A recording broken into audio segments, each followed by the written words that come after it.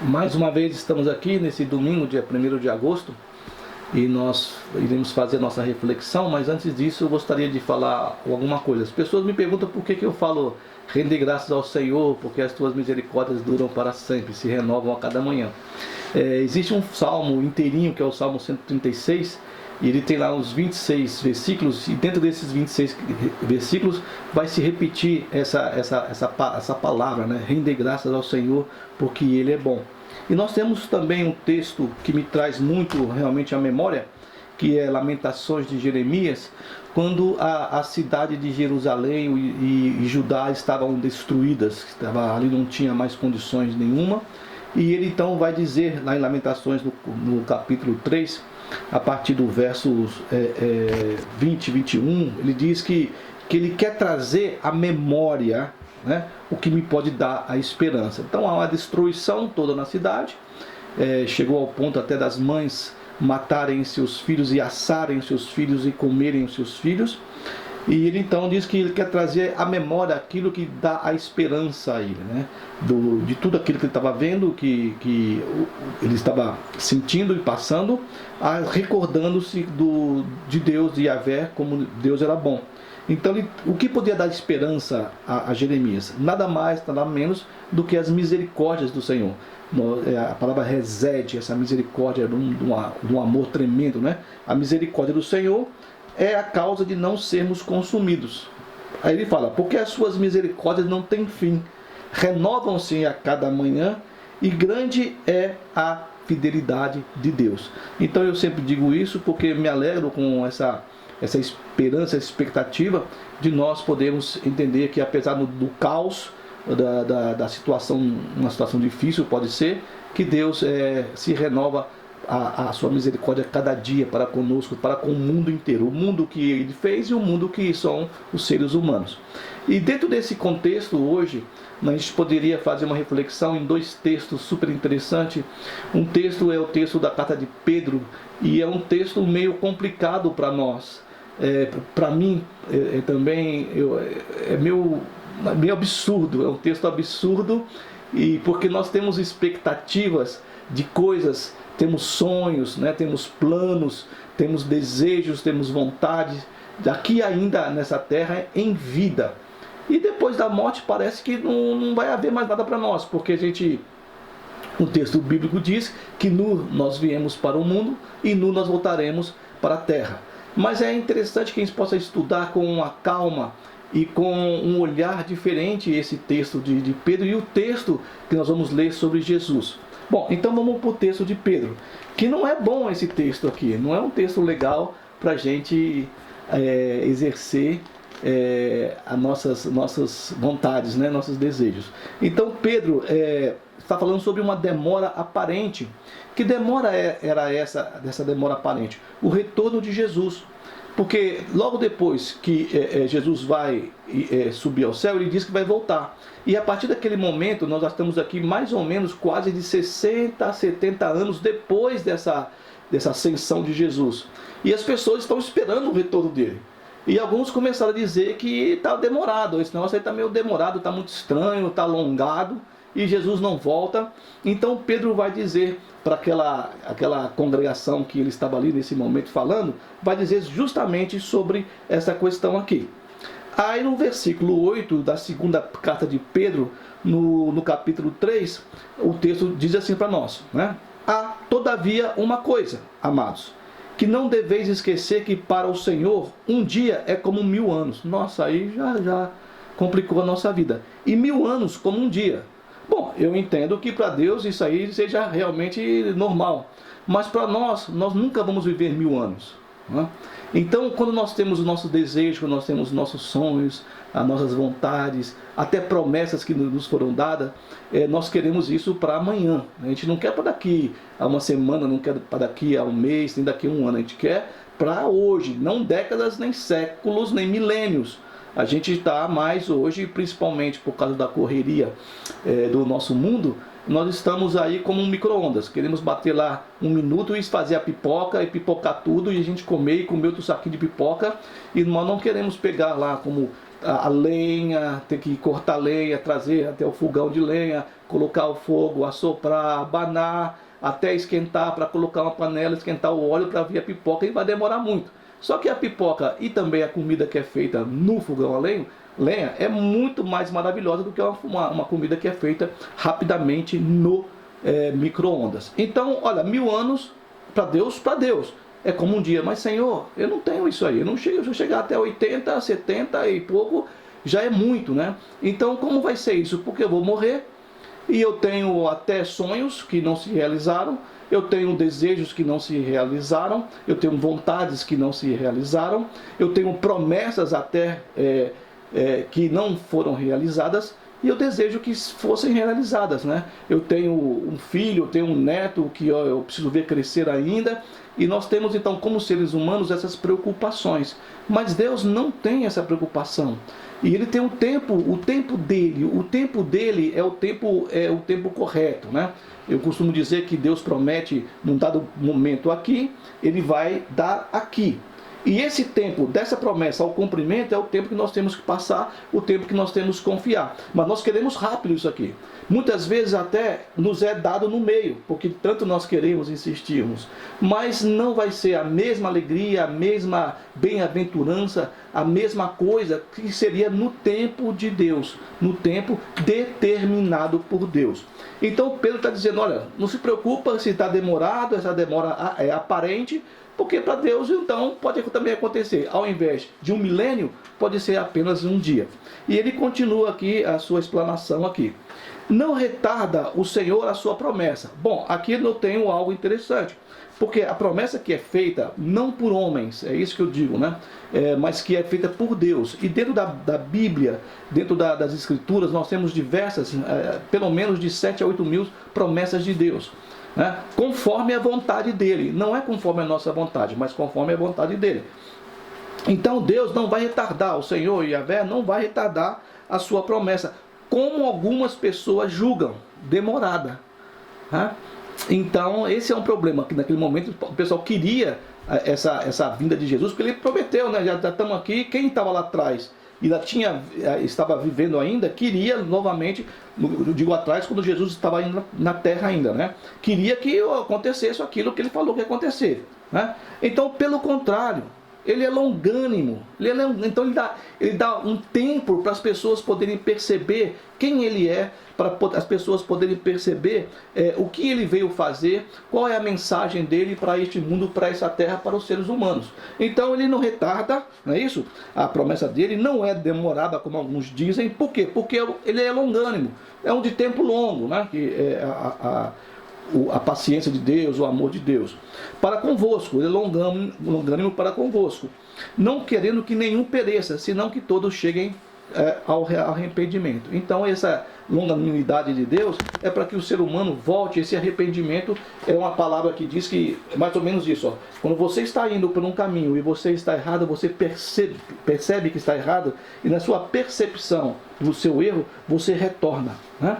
Então parece-nos que no decorrer das Escrituras, o homem está sempre se afastando de Deus, indo para o caminho errado. Então ele é longânimo para que esse homem, no dado momento, ele perceba isso e retorne para ele. Bom, o que é então esse pensamento nosso das misericórdias, de trazer à memória as misericórdias, de se alegrar, mesmo numa situação demorada, mesmo numa situação difícil? Bom, eu posso dizer, eu falei agora há pouco que nós podemos morrer e não se cumprir as promessas e até os desejos que nós temos, volto a afirmar, balizada, alicerçada na promessa de Deus, não é do homem. Existe um texto interessante que nós poderíamos entender, que mesmo que haja morte, pode haver o cumprimento da promessa. Então aqui no texto de Lucas, no capítulo 7, no versículo 11 até o versículo 16, aqui no caso 17, nós temos uma situação terrível. Qual é a situação que se apresenta aqui? Se apresenta. É uma mãe que tem um único filho, que perde o seu filho, e ela está levando aquele filho dentro de um caixão para o cemitério para ser enterrado. Imagina o desespero dessa mulher. Se nós trouxermos para hoje, já é uma situação calamitosa e terrível. Você imagina naquela época, no tempo de Jesus, e mesmo antes, naquela cultura, de que a bênção de Deus estava manifestada na família com bastante filhos, né? Um texto de Salmo diz que a pessoa é feliz quando ela enchia a aljava dela, que é onde colocava as flechas atrás, caberia mais de 7 flechas no caso, ela enchia a aljava dela de filhos. Então, quem não tinha filho era considerada uma maldição. E essa mulher tinha um único filho, né? E esse filho morre. Então nós vamos ver aqui o que vai acontecer aqui, né? Primeiramente nós entendermos que quem encontra Jesus tem mudança de vida. Então essa mulher estava indo com o séquito, ali com Ferro, levando a criança, em Naim, né? Em dia subsequente dirigia-se Jesus a uma cidade chamada Naim. Ia com ele os seus discípulos e uma numerosa multidão, os discípulos e um povo seguindo Jesus. Quando se aproximavam da porta da cidade, eis que saía o enterro do filho único de uma viúva, né? E grande multidão da cidade ia com ela para consolar.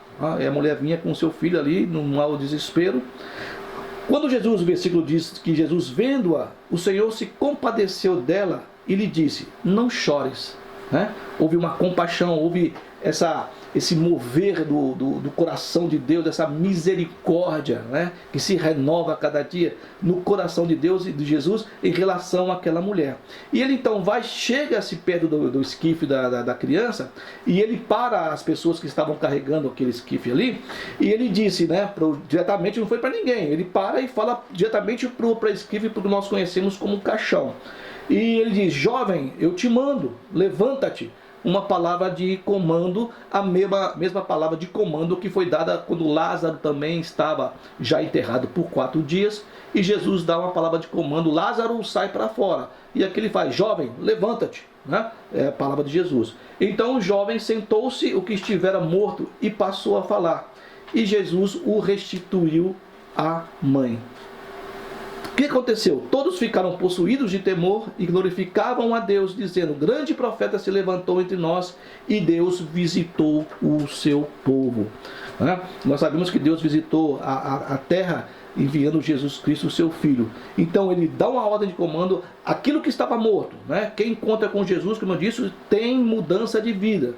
E outra coisa, Jesus nunca, ou mesmo Deus nunca, nós podemos, como seres humanos, homens e mulheres, nós podemos chegar atrasado, e chegamos atrasados, mas Deus e Jesus nunca chegam atrasados.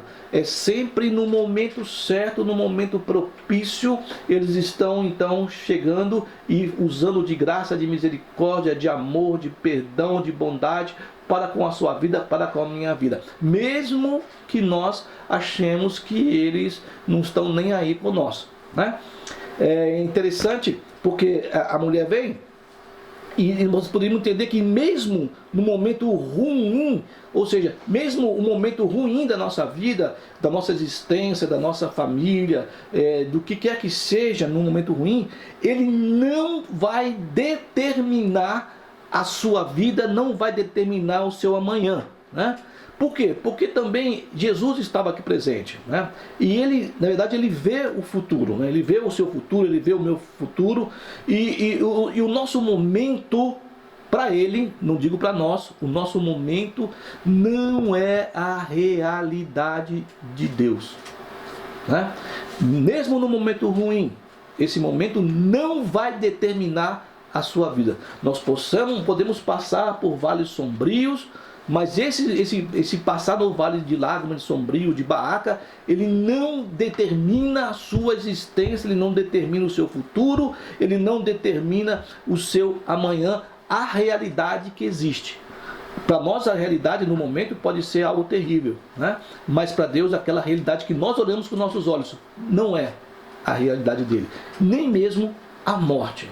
Ela não é a realidade para Deus, porque nós vemos aqui uma pessoa morta e Jesus, com a palavra de comando, faz com que essa pessoa ressuscite, né? Então esse jovem que era, né, um morto, morto, ele passa a ser um ex-morto e passa a ser um vivente. né? Então, nessa situação de morte que nós estamos, eu estou dizendo morte, usando também a morte, não só para a morte morrida, né? Mas a morte de muitos sonhos, de muitos desejos, de muitas vontades, de muitas expectativas, muitas esperanças. Nós temos que o levantar natural é nosso. Nós podemos até passar por situações e conseguimos lutar e vencer e suplantar.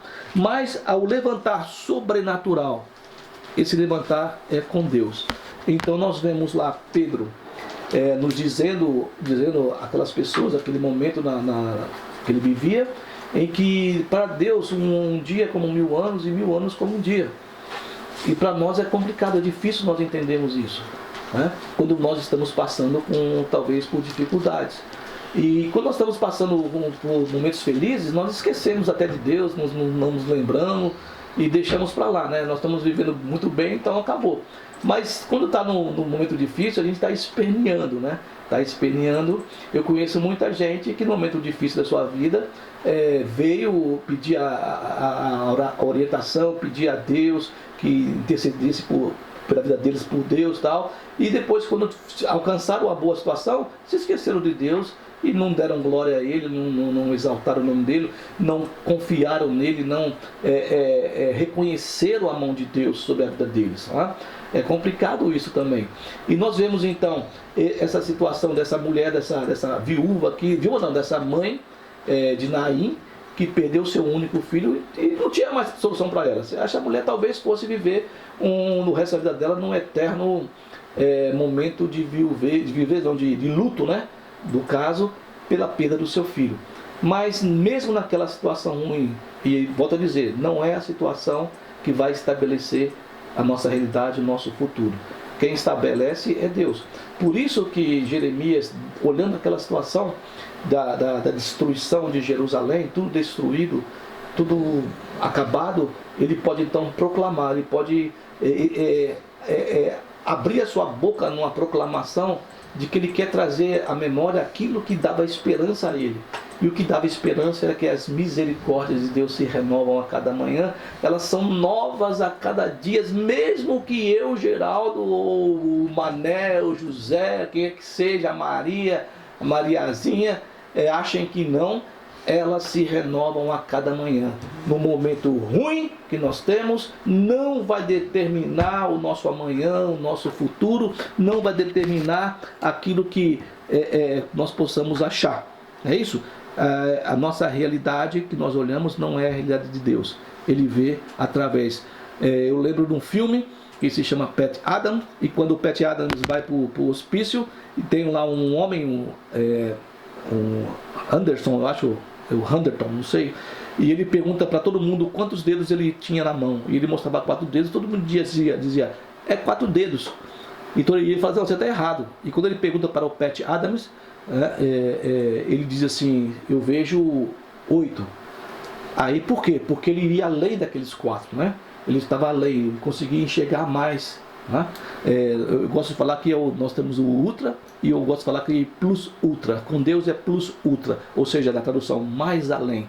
Então o cara diz para o Pat Adams, você é um cara que conhece, você é um cara que sabe da realidade. Então essa realidade de que nós podemos tirar o foco da nossa realidade humana e nós pensarmos de que a realidade de Deus é diferente e que Ele é, né? Nós poderemos ser, está morto, mas desse ser morto para ser um ex-morto e se cumprir na nossa vida todas as coisas que Deus tem para nós, mesmo que não seja aquilo que nós queremos, mas Ele tem o melhor. O pensamento, Ele diz assim no texto de Jeremias, eu sei os pensamentos que tem a respeito de você, são pensamentos de paz, pensamentos de bem, olha só, para dar o fim que deseja a tua alma.